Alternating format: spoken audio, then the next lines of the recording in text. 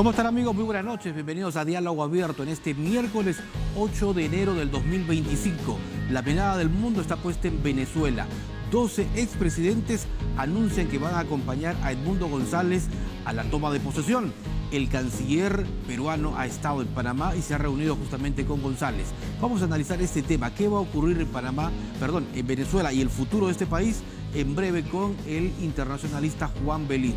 Y otra noticia positiva que vamos a analizar esta noche es que en más de 2.000 millones de dólares han crecido las exportaciones en café y cacao en solo un año.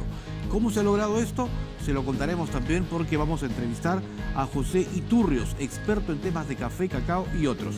Con esto y más en esta noche. Pero antes, el resumen de las noticias. La presencia de la presidenta de Perú en un evento internacional es de gran interés para todos los inversionistas del extranjero que tienen interés en hablar con la líder del país. Tenemos los departamentos de San Martín, Loreto, Madre de Dios, Ucayali, pero también ya tenemos reporte en Piura, en Chiclayo, ¿no? La Libertad también ya está comenzando a reportar estos casos. Es un oleaje proveniente de la zona norte, del noroeste, y va a tener una afectación seguramente similar a la de los últimos meses, al último mes de diciembre del año pasado. Vamos a tener el oleaje a partir del día 10 de enero y se debe prolongar hasta el 13 y probablemente unos días más. Conocieron ya las principales noticias de esta noche. Vamos a un corte y retornamos para empezar las entrevistas aquí en Diálogo Abierto.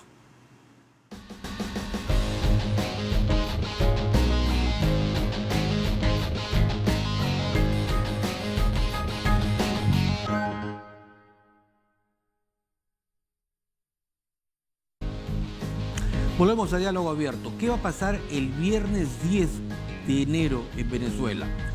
El gobernante Nicolás Maduro ha anunciado que va a tomar el poder. Sin embargo, desde el exterior ya varios gobiernos han confirmado, al igual que el Perú, que reconocen a Edmundo González como presidente electo de ese país. 12 exgobernantes alistan también su llegada a Caracas. Vamos a conversar sobre este tema. Para ello estamos ya en contacto con el doctor Juan Velit Granda, internacionalista. Doctor Velit, como siempre, un gusto saludarlo y un saludo a la distancia. ¿Cómo está usted? Un gran saludo, mi querido Ricardo. Para mí es un honor y un placer estar en tu programa. Perfecto. Cuéntenos cuál es la evaluación que puede hacer usted de toda esta situación que se ha generado en Venezuela, con Maduro, que incluso le ha puesto ya precio a la cabeza de González, ¿no? Edmundo González, $100.000. Sí. Hoy el diario El País publicaba en su última edición que ya se han colocado afiches en casi todos los postes de Caracas. Así es. En tanto ya el presidente electo, el presidente Edmundo González, acaba de llegar a República Dominicana.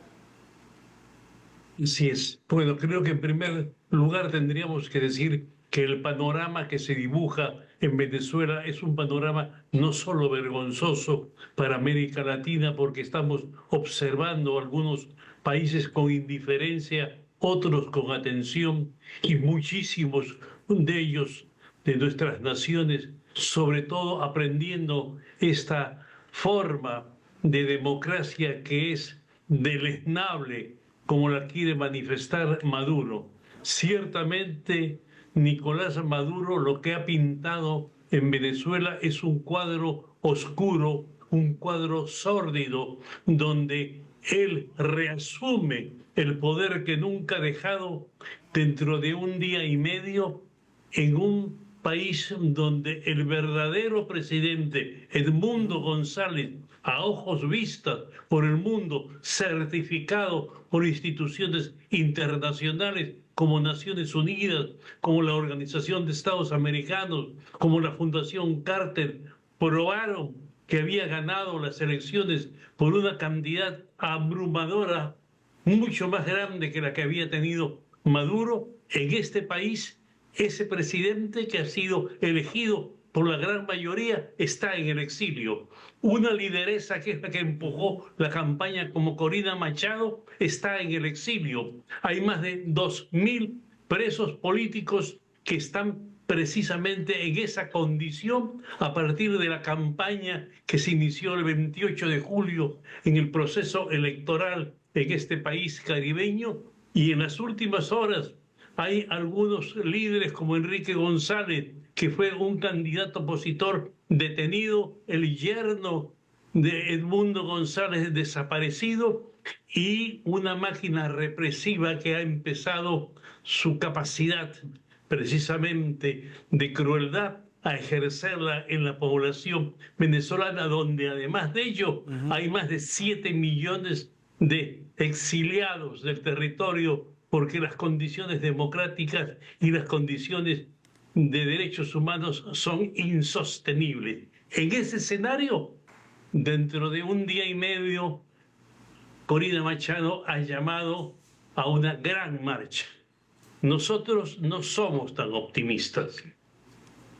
Nosotros no creemos que una marcha de esta envergadura pueda tumbar al gobierno de Maduro. El gobierno de Maduro se sostiene sentado en las bayonetas y, como decía Napoleón, uno puede hacer mucho con las bayonetas, pero no puede sentarse mucho tiempo. Claro. Y ella ha convocado a las Fuerzas Armadas, pero las Fuerzas Armadas han permanecido sordas y mudas ante este llamado. Claro. Y la situación política ha llevado a gran parte de América Latina y Europa a darle respaldo a Edmundo González. Como tú lo has manifestado, hay más de 12 presidentes y expresidentes que han ido al Palacio de las Garzas en Panamá. Hay cerca de 11 ex cancilleres que están identificados, están solidarizados con Edmundo González y han dicho, más aún, que ellos son capaces de marchar con Edmundo González hasta Venezuela para respaldarlo. Pero esto es digamos, una acción política altamente riesgosa, porque porque Maduro es capaz de detenerlos, es capaz de deportarlos, entrar en un gran conflicto. Maduro tiene un respaldo, tiene el respaldo de Rusia, tiene el respaldo de China y el respaldo de Irán. Evidentemente 3 grandes potencias, pero 3 grandes potencias que muchas de ellas están de espaldas a Occidente. Lo interesante de esto, mi querido Ricardo, es que el Perú ya ha reconocido a Edmundo González como triunfador de este proceso electoral y ya lo llama, aunque se demoró un poco, presidente de la República Bolivariana de Venezuela. Eso es importante y hay que recordar también, doctor Belit, que el canciller a quien estamos viendo en imágenes acaba de estar también en el Palacio de las Garzas en Panamá acompañando a esta delegación de expresidentes y de ministros, cancilleres principalmente, a Edmundo González, en donde le ha ratificado la confianza. Pero además también hay un hecho importante, que eso se está dando la vuelta al mundo. El presidente electo González ha mostrado las actas de votación. Eso que no ha logrado hacer Nicolás Maduro, no ha podido mostrar nunca, pero acaba de verlo todo el mundo. Se ha mostrado en público. Y qué mejor prueba del resultado de las elecciones del 28 de julio. Así es. Y además de ello, en un acto simbólico, Edmundo González ha enmarcado algunas actas electorales y las ha obsequiado a los cancilleres y los presidentes. Edmundo González ha mostrado 86% de las actas electorales que las desapareció Maduro. Así es. Pero ellos habían tomado la precaución de guardar los duplicados en algunas oportunidades en casas de los miembros de la oposición que lidera Corina Machado, y luego los pusieron en el Banco Nacional de Venezuela, y también gran cantidad que están en poder de las autoridades panameñas para preservarlas, porque cuando pase el tiempo los negacionistas van a decir que nunca hubo fraude, que verdaderamente ganó Maduro. Conocemos nosotros esta historia, desgraciadamente reflejada como en un espejo biselado, porque la hemos sufrido en alguna oportunidad. Es decir, un presidente se reeligió 3 veces en el Perú y en la última oportunidad manifestó que había ganado por amplia mayoría, cuando recordarán nuestros queridos amigos o los que tienen edad para ese entonces, que en la primera vuelta el señor Alejandro Toledo ganó el proceso electoral, pero después se le negó este triunfo. Ciertamente, cuando uno mira desde lejos las dictaduras, es cuando uno se avergüenza de haber vivido esa época. Ahora, ¿qué se puede hacer? Porque claro, en la retórica democrática, para todos, Edmundo González es el presidente electo. Sin embargo, en la realidad, doctor Obelit, la situación es otra. Porque yo no creo que puedan ingresar el viernes los 2 exgobernantes, el presidente González Urrutia. Eso no lo van a dejar volar, no lo van a dejar ingresar a territorio venezolano. ¿Cómo actuar? ¿Cómo actuar? Porque incluso hay algunos ex cancilleres que decían hoy en las entrevistas que, por ejemplo, podemos empezar a suspender relaciones también con Cuba y con los países aliados que tienen relación directa con Venezuela. Sí, bueno, ese sería un paso ya mucho más definitivo. Y yo también tengo mucha dificultad de creer que puedan aterrizar los aviones en Venezuela llevando a los ex cancilleres o a expresidentes. Hay presidentes como el presidente Pastrana, que se ha comprometido de manera definitiva, como el presidente Fox de México, como la presidenta Laura Chinchilla, países que tienen una larga tradición de tener regímenes democráticos que admiten que no es legítima la elección de Maduro en Venezuela, y ello evidentemente lo que genera es una empatía de la gran población latinoamericana con el pueblo duramente castigado de Venezuela. Pero en la práctica, como tú dices, esto podría ser considerado simple y llanamente una acción lírica, una frase así, un nominalismo lírico de ir a Venezuela. No se les va a dejar entrar a Venezuela y va a mantenerse en el gobierno Maduro. Las próximas acciones que podrían es, mire, Chile ha roto relaciones hace 24 horas con Venezuela, y Chile pudo haber argumentado que tenía una identificación ideológica, pero para el presidente Boric pesó más este fraude electoral que su identificación ideológica. Digo esto porque, a diferencia del presidente Petro de Colombia, sí él ha acreditado un embajador para que asista a la ceremonia de Asunción, a pesar de que el canciller Murillo sabemos que le aconsejó que no acredite un embajador. El presidente Petro, yo venía escuchando Caracol y la gente, los analistas decían que es una agua tibia, ¿no? No se define si va a agua caliente o se queda agua fría. Está actuando con agua tibia. ¿Cuál es el futuro de las relaciones peruano-venezolanas? Porque también nosotros hemos roto relaciones, tanto Lima como Caracas. ¿Qué se avisora? Porque además mañana el centro de Lima también va a ser tricolor, ¿no es cierto? Mañana se está convocando a una gran movilización de venezolanos y de peruanos. Nosotros esperamos que no solamente los ciudadanos venezolanos, sino los peruanos que son solidarios con Venezuela, y los peruanos que son solidarios con la democracia, con la libertad, con la independencia, con la soberanía, con el respeto a las normas democráticas, estén presentes. Porque aquí no es solo se juega el destino de Venezuela, aquí se juega el destino de América Latina. Es decir, esta es una lección que nos está dando Venezuela de qué hacer cuando somos castigados nosotros por las dictaduras o por los regímenes dictatoriales.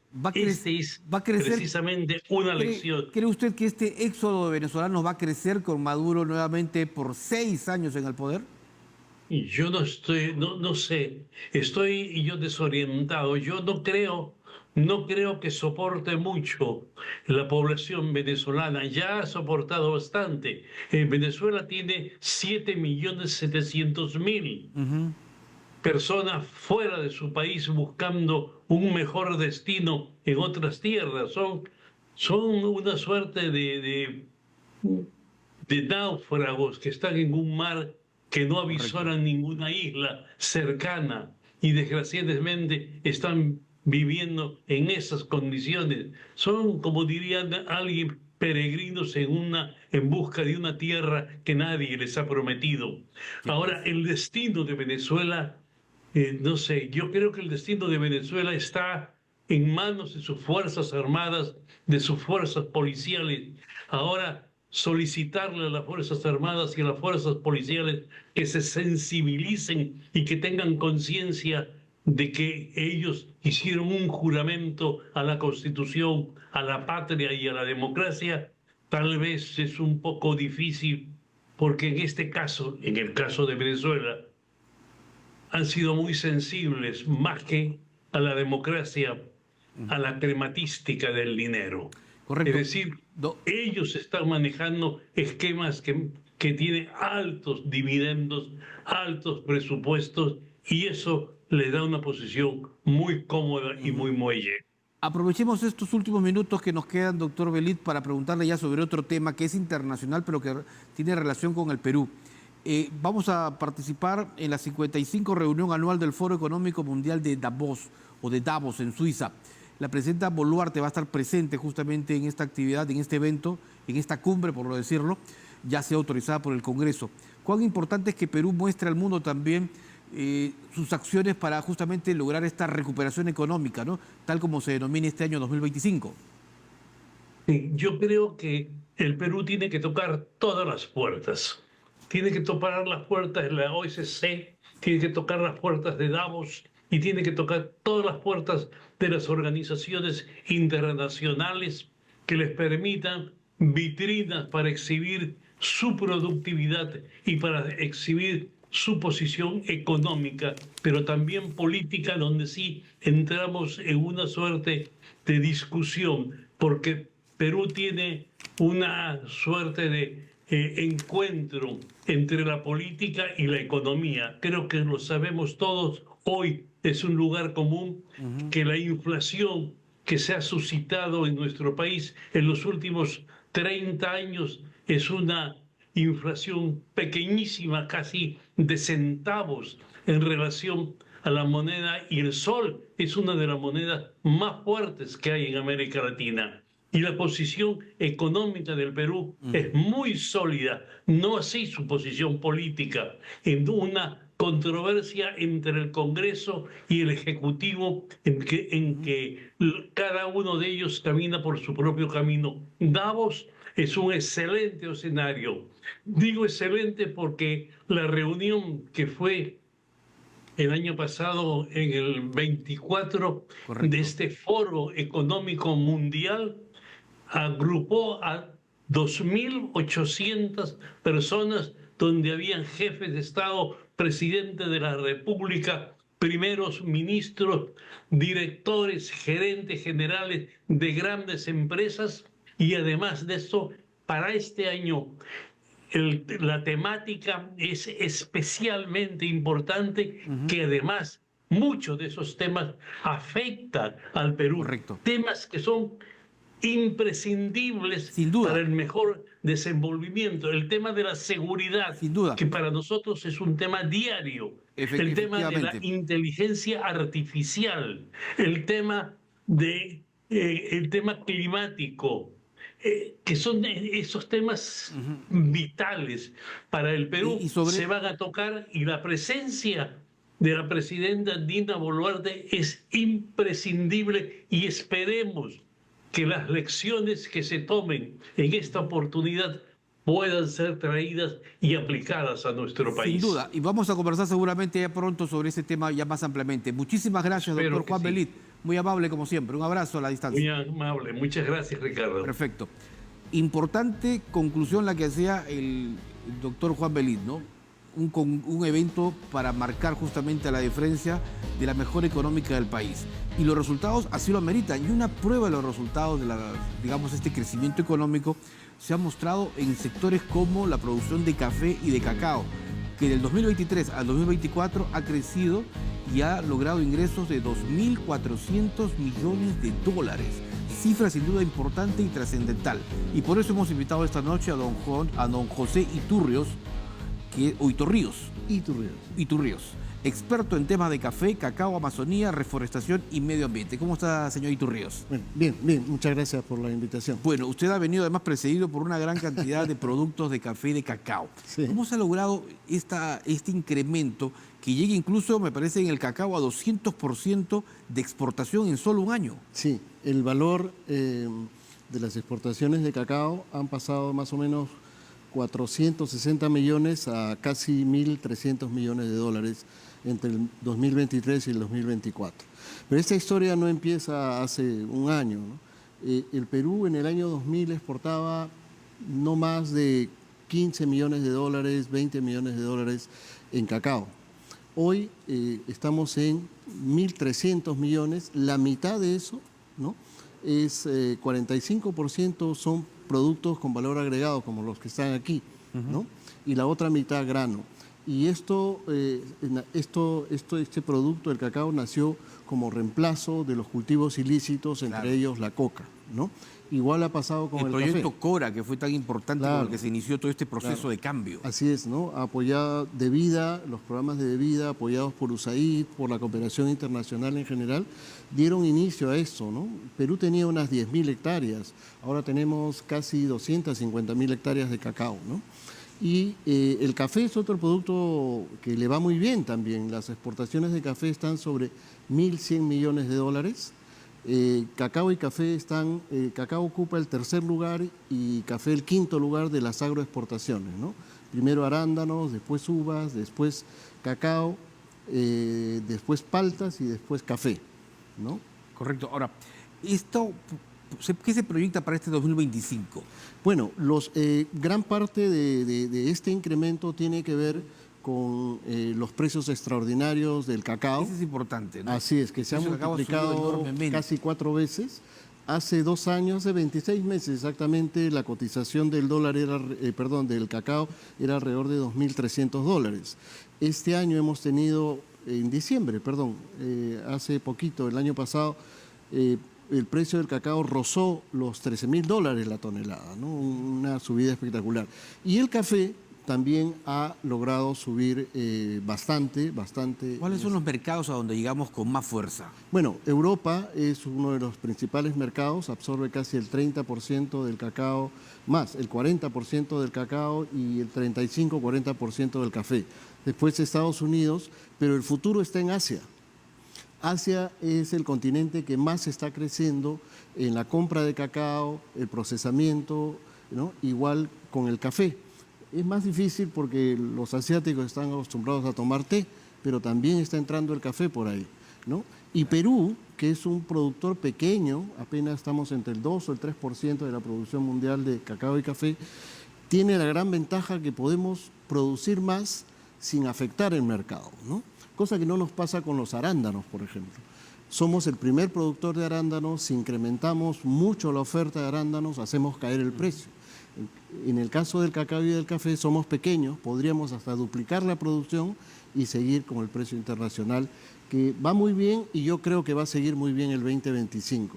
En el caso del cacao, por los problemas que tiene África, mal clima, enfermedades y además también otros tipos de problemas organizativos. Ese es uno de los factores que ha ayudado y ha impulsado justamente a que el Perú se convierta en un importante productor de café y de cacao. Sí. Ahora, los productos que tenemos aquí en la mesa de trabajo.